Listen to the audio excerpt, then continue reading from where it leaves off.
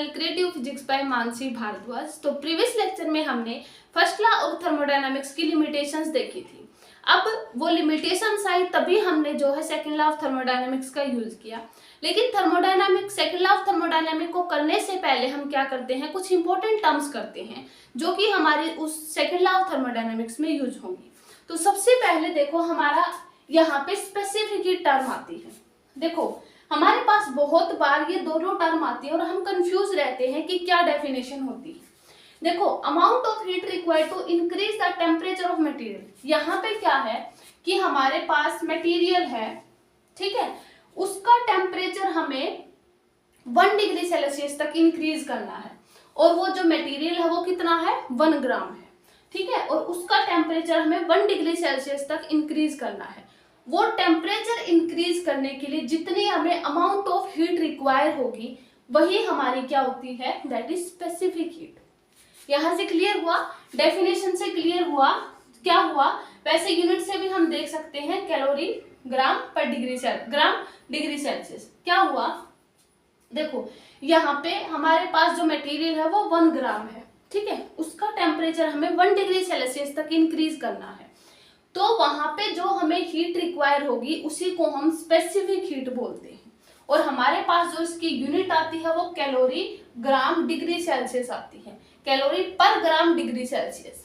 इतना क्लियर हुआ, मतलब ये तो हमारी क्या है, हीट रिक्वायर है कैलोरी में। ग्राम मतलब हमारे पास जो मटेरियल है कितना, मतलब 1 ग्राम मटेरियल को और डिग्री सेल्सियस तक टेम्परेचर इंक्रीज करने के लिए हमें जितनी हीट रिक्वायर होगी वो हमारी क्या है, स्पेसिफिक हीट। इतना क्लियर हुआ। यहाँ पे C जो हुआ उसको हम C से डिनोट करते हैं, तो यहाँ पे डेल ऑफ Q हो गया, ठीक है। अब देखो हमारे पास आती है हीट कैपेसिटी।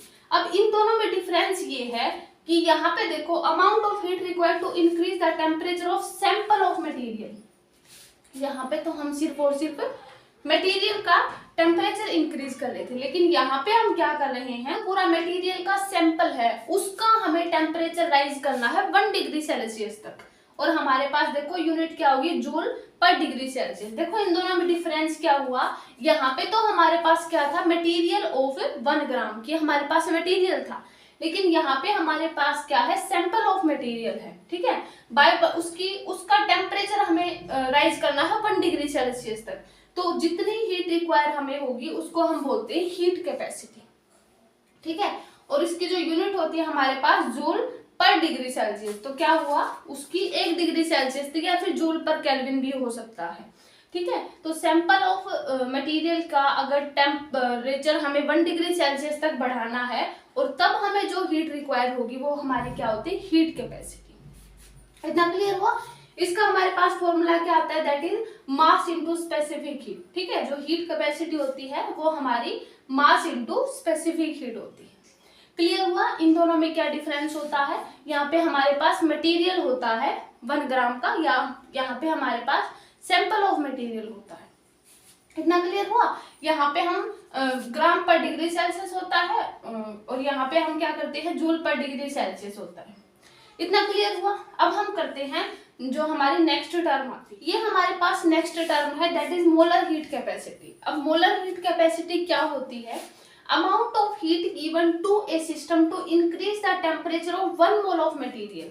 यहाँ पे हमारे पास मटेरियल का 1 मोल होगा, उसका टेम्परेचर हमें 1 डिग्री सेल्सियस तक इंक्रीज करना है और उसके लिए हमें कितनी हीट अमाउंट रिक्वायर होगी, अमाउंट ऑफ हीट रिक्वायर होगी, वही हमारी क्या होती है, मोलर हीट कैपेसिटी।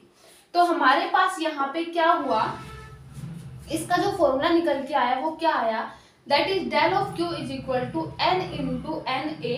NA हमारे पास यहाँ एवोगैड्रो नंबर है, हमें पता है हमारे पास 1 मोल में एवोगैड्रो नंबर होते हैं, यहाँ पे N एवोगैड्रो नंबर हो गए into MC del of T, ये हमारे पास फॉर्मूला होता है।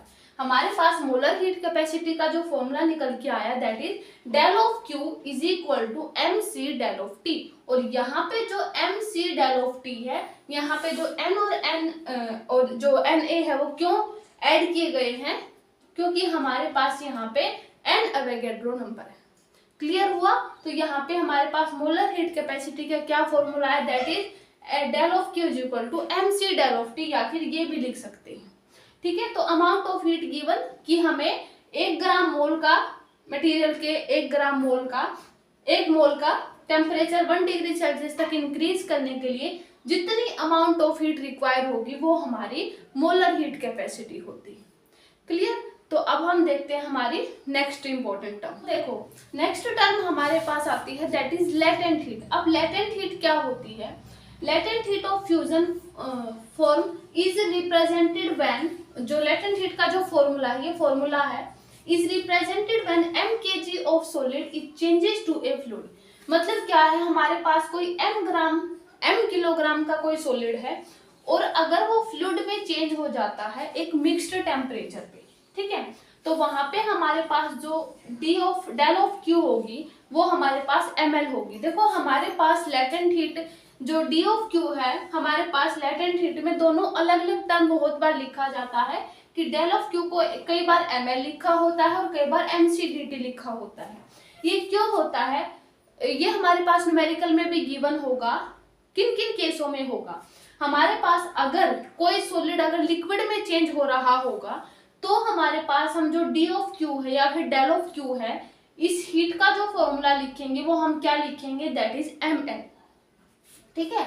और यहाँ पे अगर हीट जो है एब्जॉर्ब या रिलीज हो रही हो सिस्टम में से या फिर जो हमने मटेरियल ले रखा है उसमें से हीट एब्जॉर्ब या रिलीज हो रही हो तो उस केस में हम क्या लिखेंगे? D of Q is equal to mcdt। इस पे बेस हम एक न्यूमेरिकल भी करवाएंगे जिससे ये क्लियर हो जाएगा कि अलग अलग टर्म क्यों ली जाती है इस फॉर्मूले में। इतना क्लियर हुआ? ये क्यों ले जाती है? ये क्यों ली जाती है? क्योंकि जब m ग्राम kg का सॉलिड है अगर वो चेंज हो रहा है फ्लूइड में तो हमारे पास ये फॉर्मूला आएगा। अगर हीट एब्जॉर्ब या रिलीज हो रही है तो हम ये लिखेंगे। इतना क्लियर? तो इस पे बेसिक न्यूमेरिकल करते हैं जिससे ये क्लियर हो जाए। अब उन्हीं जो फॉर्मूले आए थे हमारे पास लेटेंट हीट के, उन्हीं पे बेस ये न्यूमेरिकल है। अब देखो इसमें क्या है कि 20 डिग्री सेल्सियस तक एक जो पीस ऑफ मेटल है उसका जो वेट है 60 ग्राम है। उसके बाद ये डॉट है, उसके बाद नेक्स्ट स्टेटमेंट है कि 0.5 gram of steam condense on it when it is submerged in a stream at 100 degree Celsius given that latent heat of steam is 540 calorie per gram, calculate specific heat of metal। अब देखो यहाँ पे दोनों जो हमारे पास फॉर्मूले थे दोनों को मर्ज कर दिया। अब अगर ऐसा न्यूमेरिकल आता है तो हम कंफ्यूज होते हैं कि हम लेटेंट हीट का फॉर्मूला लगाए या फिर डी ऑफ क्यू, जो हमारे पास दोनों फॉर्मूले उनमें से कौन सा लगाए। अब ये दोनों ही फॉर्मूले का यूज आएगा। यहाँ पे देखो अभी हमने देखा था कि डी क्यू हमारे पास दैट इज mcdt, मतलब dt हमारे पास टेम्परेचर डिफरेंस, तो डेल ऑफ टी भी लिख सकते हैं हम, ठीक है। अब यहाँ पे देखो मास हमारे पास कितना है? दैट इज 60 ग्राम। 60 ग्राम हमारे पास मास है। स्पेसिफिक हीट यहाँ पे सी हमारे पास स्पेसिफिक हीट है, वही हमें निकालनी है, तो ये हमें पता नहीं है। और टेम्परेचर डिफरेंस देखो, पहले 20 ग्राम ऑफ मेटल है, पहले 20 डिग्री सेल्सियस थी मेटल का जो वेट है 60 ग्राम था। उसके बाद ये बोल रहा है कि ये जो स्टीम हुई ना उसके बाद 100 डिग्री सेल्सियस पे ये जो मेटल है वो पिघला दी गई, यानी यहाँ पे टेम्परेचर डिफरेंस हो गया। तो टेम्परेचर डिफरेंस हमारे पास कितना आ गया? That is 100 minus 20 degree Celsius. दोनों ही सेल्सियस में है, हमें चेंज करने की जरूरत नहीं है। तो यहाँ पे कितना आ जाएगा? That is 60 into C into 80। इसको हम एज इट इज रखते हैं। ये हमारे पास एक फॉर्मूला आ गया। अब सेकंड ये क्या हो रहा है? Steam given that latent heat हमारे पास स्टीम की 540 कैलोरी पर ग्राम है। अब यहाँ पे देखो, और उस जो मेटल है वहां पे 0.5 ग्राम है देखो स्टीम का, वहां पे यहाँ पे स्टीम की लेटेंट हीट कितनी है? 540 कैलोरी पर ग्राम। तो अभी हमने देखा था कि हमारे पास जो डी क्यू है वो हमारे पास कितनी आई थी? That is ml। मास क्या है हमारे पास? दैट इज 0.5 ग्राम है, तो यहाँ पे हम क्या लिखेंगे? 0.5 ग्राम। और लेटेंट हीट स्टीम की कितनी गिवन है? दैट इज 540 कैलोरी पर ग्राम, ठीक है। ये हमारे पास आई। अब ये दोनों क्योंकि हमें पता है ये दोनों ही यूज होंगे, तो हम क्या लिखेंगे यहाँ पे, हमें स्पेसिफिक हीट निकालनी है। फिर क्या होगा, जब हम यहाँ पे कॉन्सेप्ट ऑफ मिक्सिंग का यूज करेंगे तो यहाँ पे हमारी heat of absorb is equal to heat of release हो जाएगी। तो यहाँ पे देखो हमें पता है कि हमारे पास जो डी ऑफ क्यू है वो उसका जो फॉर्मूला आया था वो हमारे पास क्या आया था, दैट इज वो कब लिख रहे थे हम mcdt, जब हमारे पास हीट एब्जॉर्ब या रिलीज हो रही हो। और जो डी ऑफ क्यू है वो भी हमारे पास कब आया था, जब हमारी कोई सॉलिड 1 मास ऑफ जो मेटल है, अगर 1 kg मास ऑफ मेटल है, अगर वो लिक्विफाई हो रहा है, तब हमने वो फॉर्मूला यूज किया था। तो यहाँ पे हम क्या करेंगे, मिक्सिंग कॉन्सेप्ट का यूज करके इन दोनों को इक्वल कर देंगे। तो जब हम इन दोनों को इक्वल करेंगे तो यहाँ पे हमारे पास क्या आ जाएगा, that is 60 into C into 80, ठीक है। और यहाँ से जब हम इनको सोल्व करेंगे तो हमारे पास जो C की वैल्यू आएगी वो क्या आएगी, that is 0.056 calorie gram degree Celsius. इतना क्लियर हुआ। ये यहाँ से ये कॉन्सेप्ट हम बता देते हैं कि इन दोनों को हमने इक्वल क्यों रखा, क्योंकि हम यहाँ पे मिक्सिंग ऑफ कॉन्सेप्ट का यूज कर रहे हैं। इन्होंने क्वेश्चन में भी वही कहा गया है कि वही कहा है क्या, कैलकुलेट हमें स्पेसिफिकेट करनी है। देखो जब सबमर्ज हो जाते हैं स्टीम और स्ट्रीम, है ना, एट 100 डिग्री सेल्सियस पे एक टेम्परेचर पे आके सबमर्ज हो जाते हैं, तो उस केस में हमें दोनों हीट को इक्वल लेना पड़ेगा। इतना क्लियर हुआ। तो यहाँ पे हमने दोनों हीट को इक्वल ले लिया, तो वहां से हमारे पास C की वैल्यू आ गई। इतना क्लियर है। तो यहाँ पे हमारे पास सेकेंड लॉ ऑफ थर्मोडायनामिक्स का यूज करने से पहले हमने कुछ इंपॉर्टेंट टर्म्स देखी हैं, ठीक है। या जब हम सेकेंड लॉ ऑफ थर्मोडायनामिक्स करेंगे तो वहां पे ये इंपॉर्टेंट टर्म्स यूज होंगी। वहां पे हमें बताना पड़ेगा कि जो डी क्यू है वो mc D of T del of T कैसे आया, Q is equal to ml कैसे आया, क्योंकि हमें वहां पे एंट्रोपी और जो स्पेसिफिक हीट है, सॉरी जो हीट है उन पे बेसिक फॉर्मूला आएगा, ठीक है, और उन पे बेस न्यूमेरिकल भी आएंगे, तो वहां पे हम इनको यूज करेंगे। इसीलिए सेकेंड लॉ ऑफ थर्मोडायनामिक्स करने से पहले ये जो इंपॉर्टेंट टर्म है ये करनी जरूरी थी, ठीक है।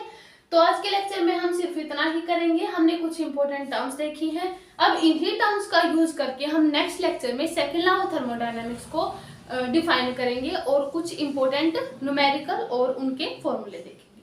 तो आज के लेक्चर में हम इतना ही करते हैं। Okay, thank you.